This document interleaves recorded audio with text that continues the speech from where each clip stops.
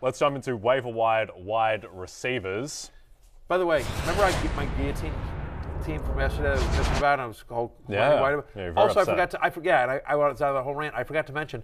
I also had Cooper Kupp on that team, who I'd lost the week before. Oh, right. Yeah, he's good. So no Cooper Kupp. I mean, like Cooper Kupp. That's like shrinking in size by the day. All right, let's start with Treylon Burks. Yes, I've heard of him. Looked a little bit like Cooper Kupp on Thursday night against Green Bay, where he went off, roasted Jair Alexander, and now he gets a pretty banged-up Cincinnati secondary. Since he's come back, he's had a 22% target share. We knew somebody would emerge from Tennessee. We hoped it would Treylon Burks. First-round draft pick, had a tough offseason. Then he gets hurt, and you're just not sure. But having Ryan Tannehill back under center, who's willing to pass, unlike Malik Willis, and the fact that, Burks is – there's a reason why he was a first-round pick. I mean, this is a talented guy, and so now Treylon Burks in the number one role for Tennessee. You like the matchup here with the Bengals, as Cincinnati's allowed at least one touchdown to a wide receiver in 5 straight games. They're giving up over 17 yards per reception to wide receivers over the last 3 games as well. And so Burks, who was a top 12 wide receiver last week, should be somebody who is a priority on the waiver wire. He's available in 80% of Yahoo leagues. We've talked about him a few times as, hey, this is a guy we like, this is a guy you should grab and stash.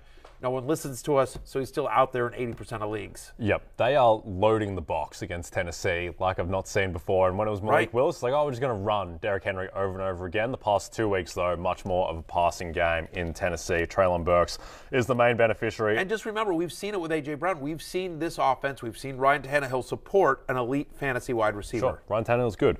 Let's talk Darius Slayton, who plays at the Cowboys on Thanksgiving. Wan'Dale Robinson, unfortunately, is out for the season with a torn ACL. Terrible news there. But we loved Wan'Dale Robinson all season long, and he last week comes into his own. And you're like, yes, that's the Wan'Dale we've been talking about. And then just a brutal injury. Get better soon, Wan'Dale. We're all rooting for you as well.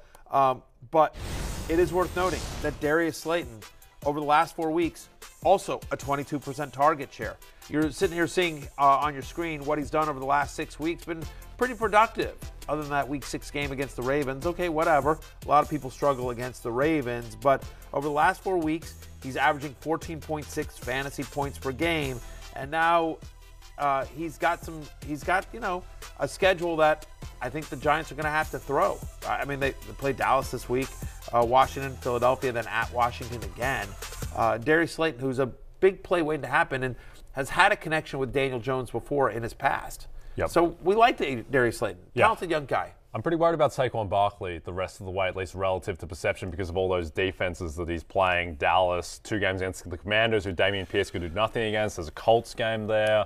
And then Philadelphia. Now they've got Linval Joseph and Dominican Sue. That's much tougher. Are you recommending sell high on Saquon Barkley, Jay Well, Patrick? it's kind of hard to sell high on him after he had, 15 carries for 22 yards? He's still Saquon Barkley, though. I still think you could get a top 10 player for Saquon Barkley. Running back is so awful, and he's been so good for much of the year. Yep. I think that's interesting. I'm not trying to sell him just to sell him, but I agree with you. Like, his peak is probably at its peak. Yes, he's peaked. I think it's mostly down from here. I think that he's still a top 10 running back, but is he a top 3 guy? Probably not. He's probably more in the 7 to 9 range. I think there's a good chance that guys like Josh Jacobs, Jonathan Taylor, on a per-game basis might outproduce him the rest of the way. It's definitely very much in play. Eckler, CMC, on and on. Henry, Look, he's involved enough in the passing game. He's such a focal point that, Detroit game notwithstanding.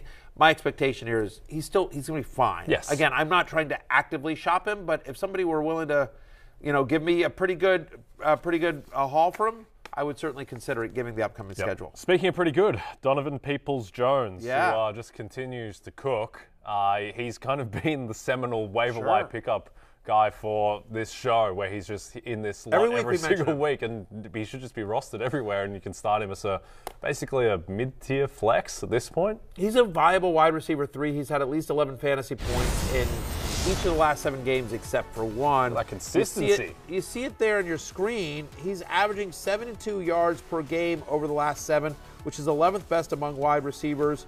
He's actually a top 30 wide receiver fantasy points per game since week 4, as you see it there on your screen, starting with that Falcons game where he went 5 for 71 at Atlanta in week 4. So Donovan Peoples-Jones, who has a connection with Jacoby Brissett. And oh, by the way, this is the last week of Jacoby Brissett. We'll talk about Watson in a little bit, but he's a week away from getting Deshaun Watson as his quarterback, which we'll see if that's actually an upgrade or not. Watson hasn't played in a while, but we do know that Watson does like to throw deep. And so Peoples-Jones has some speed, and they like to set up play action. And he's been a nice compliment to Amari Cooper.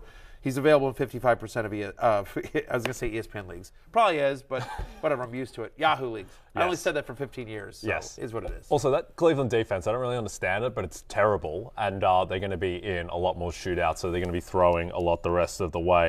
Let's talk Paris Campbell, the rejuvenated Renaissance man. Yeah, Paris one Campbell. night in Paris. Yeah, he's, again, just continues to produce 5 for 67 against Philadelphia. Not his best game, but still producing viable fantasy outputs, 60% available. Yeah, and as long as Matt Ryan is the quarterback of the Colts, Paris Campbell's going to be viable. Like, he likes throwing to the slot, which, by the way, that's an area where Pittsburgh is really vulnerable. They allow the second most yards per game to the slot. Paris Campbell, in all 4 games that he's played with Matt Ryan, the last 4 games he's played with Matt Ryan, he's averaging 18.5 fantasy points per game, almost a 25% target share. You see him there on your screen, the last 4 games with Matt Ryan.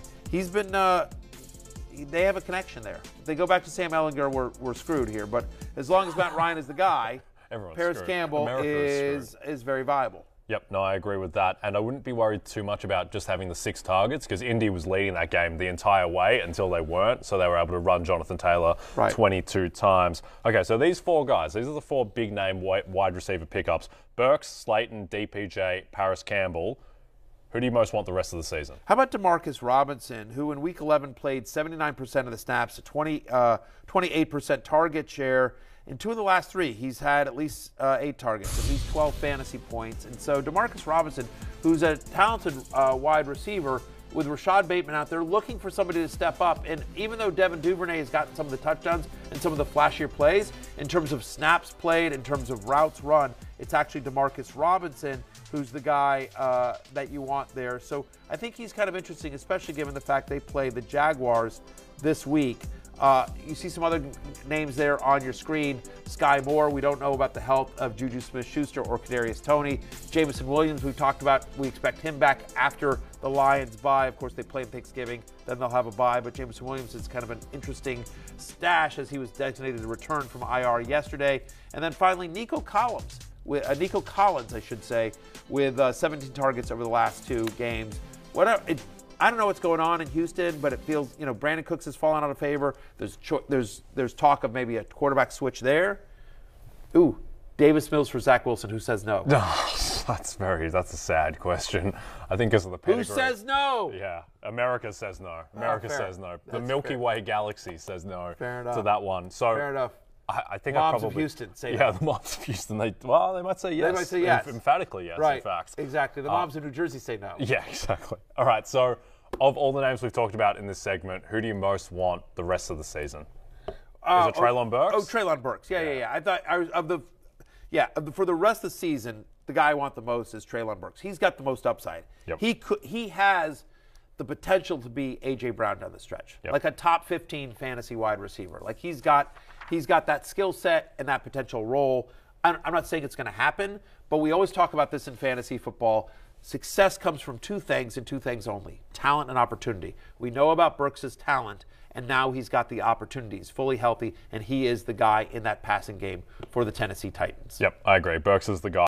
Hey, it's Matthew Berry from NBC Sports and RotoWorld.com.